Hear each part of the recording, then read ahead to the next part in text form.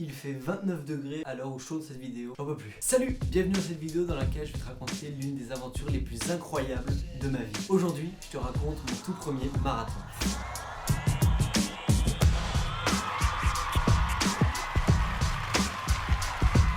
Dans cette vidéo, je vais aussi vous parler de mon rapport à la course à pied, la préparation et enfin la course en elle-même. Alors avant de commencer, je tiens à préciser que je ne suis pas du tout un professionnel de la course à pied. Certes, je peux être amené à donner des conseils parce que j'ai quand même quelques années d'expérience, mais évidemment, j'arrive pas à la cheville de grands professionnels comme Kipchoge, etc.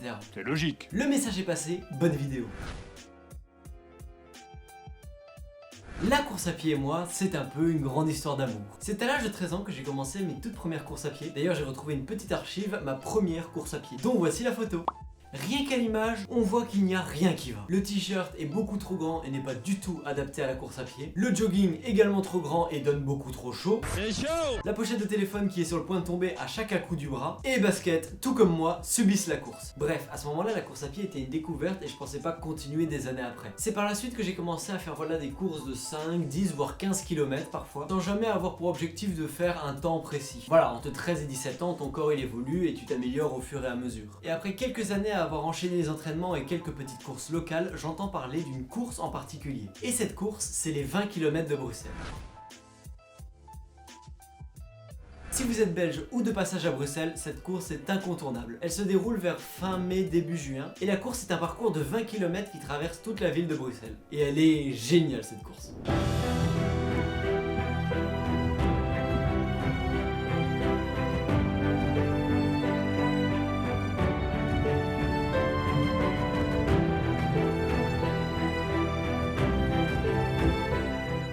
La ligne de départ se situe d'ailleurs au Cinquantenaire, un monument en Belgique, qui d'ailleurs, fun fact, a été le lieu de tournage pour le clip Fils de joie de Stromae. C'est beaucoup trop stylé. Bref, je m'égare. Ici entre les mains, j'ai les médailles des deux 20 km de Bruxelles que j'ai fait. J'ai fait celui de 2019 et malheureusement celui de 2020 a été annulé, du coup celui de 2021. J'ai pas fait celui de 2022 malheureusement parce que j'avais des examens. Ouais, ça tombe une sale date. C'est après cette course à pied que j'ai voulu faire ce qu'on appelle un semi-marathon, c'est-à-dire la moitié d'un marathon. Et bon, j'avais déjà fait les 20 km de Bruxelles, 1 km de plus, bon, j'ai fait ça tranquillement. Mais je me suis dit, j'ai quand même envie d'aller plus loin. Évidemment, aller plus loin, le défi de tout coureur, le marathon.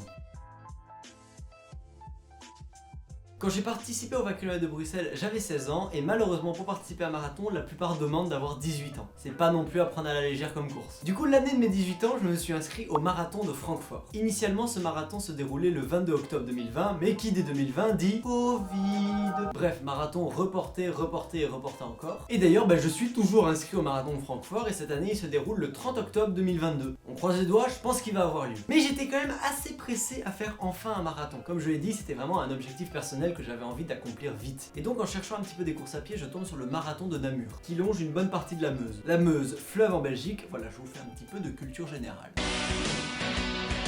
À ce moment-là, on est en février 2022, et voyant que le Covid commence un petit peu à se dissiper, je me dis, c'est parti. Et j'étais parti pour de longs mois d'entraînement. Alors grâce au fait que je courais déjà depuis quelques années, je n'ai pas eu un entraînement vraiment difficile. J'ai enchaîné les 5, 10, 15 km assez régulièrement. Tous les 2 jours je courais, ainsi que parfois des fractionnés qui consistent à courir, puis accélérer, puis marcher lentement, puis accélérer. Bref, j'ai enchaîné un petit peu ce type de course à pied, en faisant en moyenne 42 km par semaine. Mais on va dire que j'ai fait ça pendant le mois de février et mars, et après j'ai eu un peu plus la flemme. Le marathon avait lieu le 24 avril. Alors si je peux vous donner un conseil, ne sous-estimez pas l'entraînement d'un marathon. J'avais de la chance, je courais déjà depuis quelques années, du coup j'avais pas eu de grandes difficultés à m'entraîner. D'ailleurs j'ai gardé une petite vidéo de ma semaine avant le jour J. Pitié, ne faites pas attention à mes cheveux. On est à peu près 3 jours avant le marathon de Namur. Et du coup là voilà, je ne cours plus cette semaine, je laisse mes jambes me reposer. Du coup c'est assez stressant parce que quand je marche et tout, j'ai peur de la moindre petite égratignure sur la jambe qui pourrait me défoncer mon marathon. Pas d'a priori, je pense que ça va aller, même si pour l'instant il prévoit du mauvais temps. On espère que ça va le faire. Il faut savoir qu'une semaine avant le marathon, on ne s'entraîne plus de la semaine. On laisse le corps se reposer pour se préparer. Et ça y est, on arrive à ce jour fatidique du 24 avril 2022.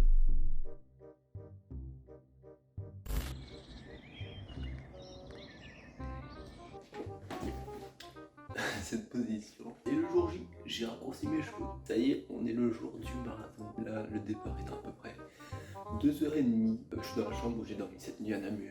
Voilà, on est motivé, là il est très tôt, il est 6h30. Je vais depuis 5h30. Ouais, c'est crevant. De l'appréhension, de la hâte d'être enfin sur le terrain, hâte de finir, de me dire que ça y est, c'est terminé, mais pour l'instant, c'est beaucoup de stress. Pour vous raconter le déroulé de la course, je vais m'appuyer sur des images ainsi que les temps que j'ai fait à chaque kilomètre. Donc ça y est, on est au moment du début de la course, le stress monte un petit peu. Faut savoir qu'on est déposé en bus à l'endroit du départ, parce que voilà, le départ est un petit peu loin. On se prépare, on dépose nos affaires dans le camion, on va aux toilettes, et ça y est, on a le coup de feu, c'est parti.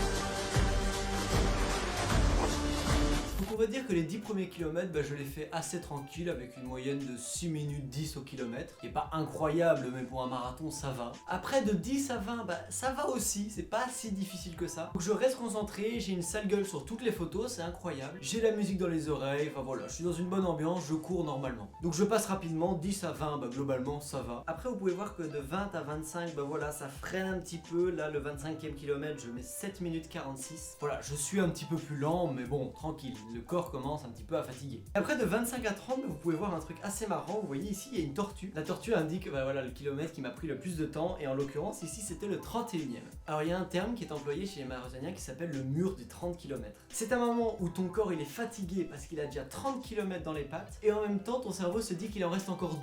C'est horrible, surtout qu'à ce moment-là il y a une montée d'enfoiré sur un pont. Je vous mets l'image du pont parce que je me souviens plus trop du nom. Et donc vous voyez le 31e kilomètre, je l'ai fait en 10 minutes 26. Clairement j'ai marché la plupart du temps. Et là on arrive dans le moment le plus dur. C'est vraiment dur de voir le panneau 31, 32, 33, t'as l'impression que ça n'avance pas du tout. C'est vraiment lent, et heureusement qu'il y avait un petit peu ma famille qui était là pour me soutenir à ce moment-là. Dans ta tête t'es en mode shonen, tu te dis ça y est, allez t'es arrivé jusque là, faut pas abandonner. Le corps il en peut plus et c'est le mental qui joue. Donc vous voyez ici 35e kilomètre, 9 minutes 25. Je suis de plus en plus lent, je marche un petit peu. Et donc là vous voyez 35 à 40e kilomètre, voilà plutôt lent. Et je vous avoue que c'est à partir du moment où on voit le panneau 41 km où on se dit ça y est, allez, là faut y aller. Et j'ai sprinté jusqu'à l'arrivée. Petite image de mon arrivée d'ailleurs. Elle est presque là, cette victoire. Accélère, accélère. Oui, ne lâche pas, la victoire. Et voilà, j'avais fait mon marathon. D'ailleurs voici la médaille qu'on reçoit à la fin, elle est plutôt stylée. Et vraiment je vous avoue, c'est incroyable comme aventure. Au final mon score a été de 4h34. Voilà, je l'ai dit, je voulais pas faire un temps à mon premier marathon. Peut-être à l'avenir je me mettrai des défis, genre passer en dessous des 4 heures, j'aimerais bien. Mais bon, pour l'instant on va se calmer, on va continuer à s'entraîner un petit peu. Et d'ailleurs j'ai filmé une petite vidéo d'après la course à pied. C'est de retour aux côtes. Je suis exténué. On est le soir, voilà, il est 19h40. Le marathon s'est terminé il y a maintenant 5 heures. C'était dur la fin, c'était horrible. Mais clairement une expérience de dingue à faire dans une vie quand même. Voilà, la bise. Pour l'instant je continue un petit peu les entraînements, toujours les mêmes, 5, 10, 15 km. Je participe prochainement d'ailleurs à l'Urban Trail de Bruxelles qui se déroule le 26 juin. Donc voilà, je continue un petit peu les courses à pied, j'ai aussi quelques semi-marathons prévus, dont le semi-marathon de Mons.